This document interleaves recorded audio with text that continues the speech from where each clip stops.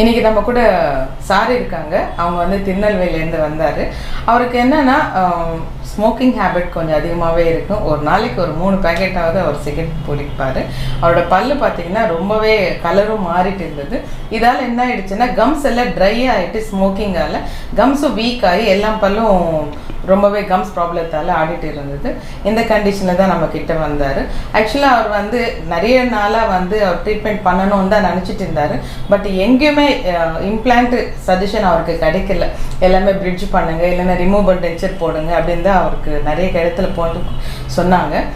அவருக்கு வந்து இப்போ யூடியூப் பார்த்துட்டு தான் ஓகே இந்த மாதிரி ஒரு ட்ரீட்மெண்ட் இருக்கான்னு எனக்கு ஒரு நாள் கால் பண்ணார். அமௌண்ட் எவ்வளோ எதுவுமே கேட்கல.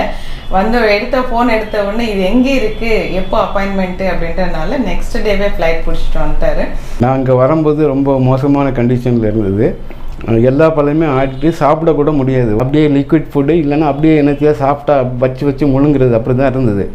அங்கே திருநெல்வேலியில் நான் கன்சல்ட் பண்ணி பார்க்கும்போது எல்லாம் என்ன சொன்னாங்க, இதுக்கு ட்ரீட்மெண்ட்டே கிடையாது, நீங்கள் வந்து கொஞ்சம் டாலரேட் பண்ணி தான் போகணும் அப்படின்னு சொல்லிட்டாங்க.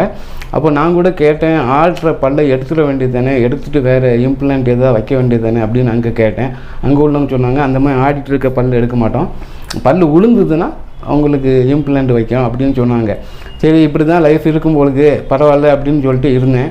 திடீர்னு ஒரு நாள் யூடியூப்பில் சிந்தாமணி இதில் இருந்து போட்ட ஒரு மேடம் பேசின ஒரு யூடியூப் வீடியோ பார்த்த உடனே எனக்கு அப்படியே ரொம்ப த்ரில் ஆகி, ஆஹா ஒரு இந்த மாதிரி ஒரு சொல்யூஷன் இருக்குதா, இவங்க பண்ணுறாங்களே அப்படின்னு சொல்லி ஒரு பெரிய ஹோப் கிடச்சிது.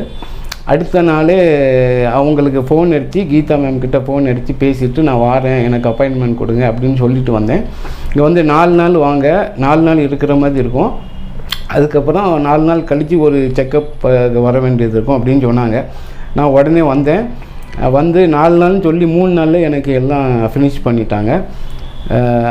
எனக்கு ரொம்ப ஐ ஆம் ரியலி வெரி ஹாப்பி. அது really appreciate the entire team. மேலேருந்து கீழே வர எல்லோரும் ரொம்ப அன்பாக கேர் எடுத்து பார்க்குறாங்க. ப்ரொஃபஷ்னல் இதுலேயுமே இது மாதிரி நான் ஃபாரின்ஸ் இதுலலாம் என் ஃப்ரெண்ட்ஸ் ஃபாரினில் டென்டிஸ்டாக இருக்கிறாங்க, அவங்ககிட்டலாம் பேசி பார்த்தேன். இந்த மாதிரி யாருமே சொல்லலை. எல்லாம் எடுத்துகிட்டு ஃபுல் இம்ப்ளான்ட் செட்டு போட்டுக்கு அந்த மாதிரி யாருமே சொன்னது கிடையாது எனக்கு. அதனால் எனக்கு இது ஏதோ ஒரு I don't have words to appreciate this people. Thank you so much sir.